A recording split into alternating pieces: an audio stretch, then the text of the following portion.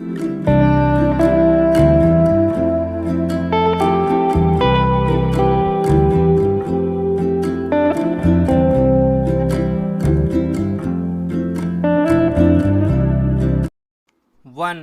2 3 start.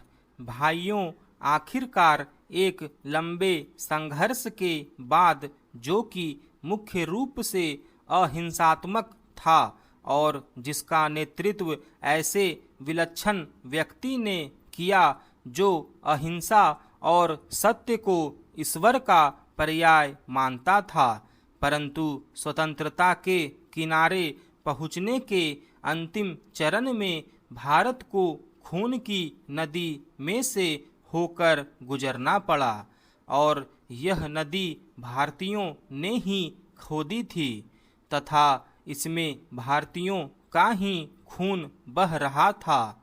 अभूतपूर्व पैमाने पर लोगों का निष्क्रमण हुआ। पुरुषों, स्त्रियों, बच्चों, बूढ़ों, बीमारों समेत 1 करोड़ व्यक्ति, जिनके शरीरों से खून चूकर भारत की भूमि तक को रंग रहा था, भारत के एक ओर से दूसरी ओर गए। उन्होंने अपने पीछे न केवल मकान और जमीनें छोड़ी, बल्कि अपने घर के व्यक्तियों के मृत शरीर भी छोड़े। स्वतंत्र भारत के किनारे तक पहुँचने के लिए देश को यह मूल्य चुकाना पड़ा और वह 2 प्रभुता संपन्न राष्ट्रों भारत और पाकिस्तान में विभाजित हो गया। यह 15 अगस्त 1947 की बात है। कांग्रेस ने, जो वास्तविक रूप से 1885 से भारत की राष्ट्रीय वाणी थी, हमेशा भारत की एक राजनीतिक इकाई के रूप में संकल्पना की थी। कांग्रेस को अंत में भारत का विभाजन स्वीकार करना पड़ा। वैसे तो यह स्वीकृति सहमति से दी गई थी, परंतु वास्तविक रूप में देखा जाए तो यह ब्रिटिश शासकों द्वारा पिछले कई दशकों से उत्पन्न की गई परिस्थितियों के दबाव के कारण था। फूट डालो और राज करो की नीति पहले पहल अलीगढ़ मुस्लिम कॉलेज की स्थापना के साथ शुरू की गई। एक दूसरे के बाद आने वाले 3 ब्रिटिश प्रिंसिपलों ने पृथकता का विचार मुस्लिम नेताओं और छात्रों के मन पर बैठाया। सर सैयद अहमद को विभाजन मूलक विचारों को फैलाने के लिए उनसे हर प्रकार की मदद मिली। हम यह नहीं कहेंगे कि इसमें हिंदुओं का कोई दोष नहीं था, जो मुसलमानों से सामाजिक स्तर पर अलगाव बनाए रखते थे और आर्थिक दृष्टि से उनका शोषण करते थे।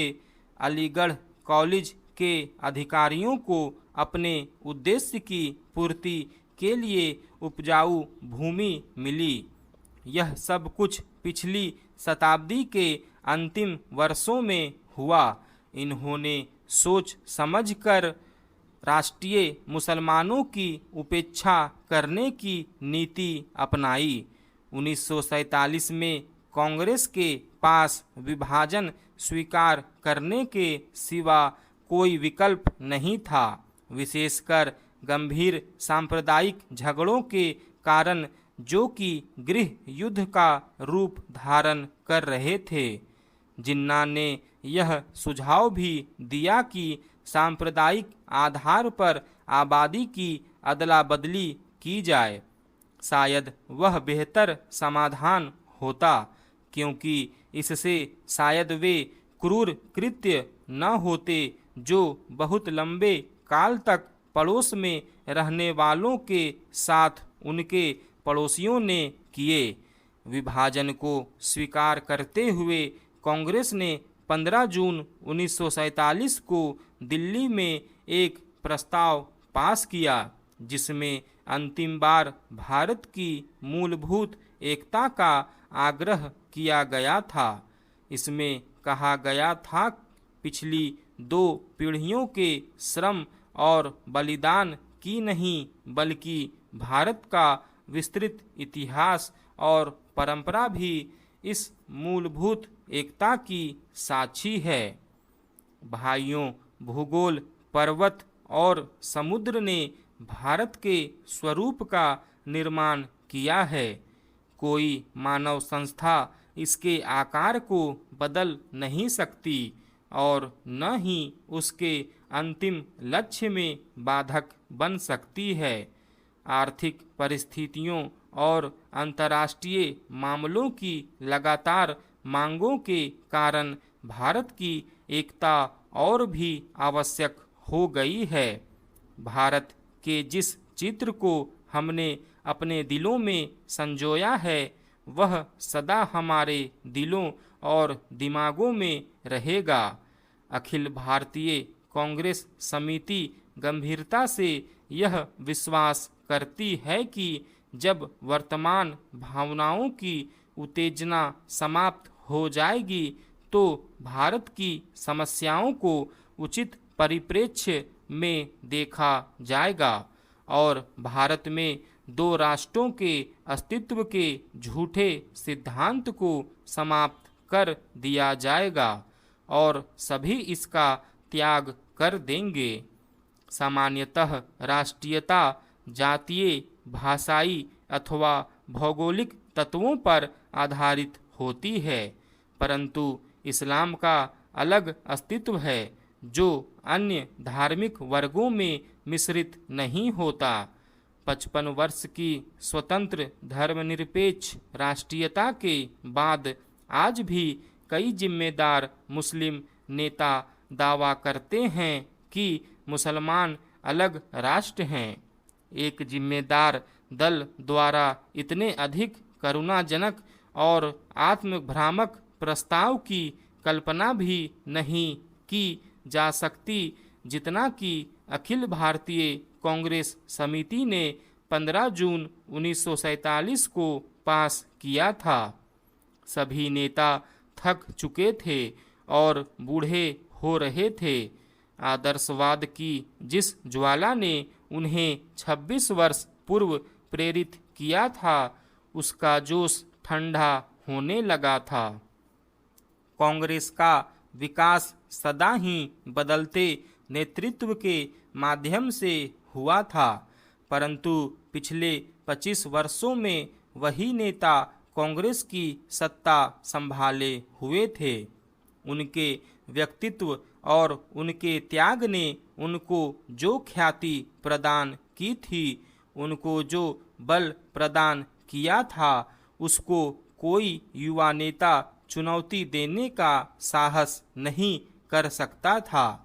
विभाजन के विरोध में केवल एक ही स्वर था और वह था गांधी जी का, परंतु वे भी बहुत बूढ़े हो गए थे और उनका स्वास्थ्य भी ठीक नहीं था। उन्होंने अखिल भारतीय कांग्रेस समिति से प्रस्ताव स्वीकार करने के लिए कहा। यदि वे नई कार्यकारिणी समिति और नई अंतरिम सरकार के लिए नए नेता नहीं चुन सकते। प्रस्ताव को पहले कार्य समिति ने पास किया। गांधी जी से विशेष रूप से प्रार्थना की गई थी कि वे उपस्थित हों और सभा को संबोधित भी करें। लेखक अखिल भारतीय कांग्रेस समिति की बैठक में उपस्थित था। गांधी जी का भाषण स्पष्ट रूप से उनके दुख का द्योतक था। उन्होंने कहा कि उनके विचार सर्वविदित हैं, फिर भी उन्होंने अखिल भारतीय कांग्रेस समिति को प्रस्ताव पास करने की सलाह दी। उन्होंने कहा कि अखिल भारतीय कांग्रेस समिति को इसे रद्द करने का अधिकार है, परंतु किसी ने इसका उत्तर नहीं दिया। उस समय ब्रिटेन भारत से चले जाने के लिए और अपनी साम्राज्यवादी धाक छोड़ने के लिए बहुत उत्सुक था। अब यह बोझ उनके लिए बहुत भारी हो गया था। एशिया के राजनीतिक पुनरुत्थान की उठती हुई लहर को नियंत्रित करना था। स्टॉप।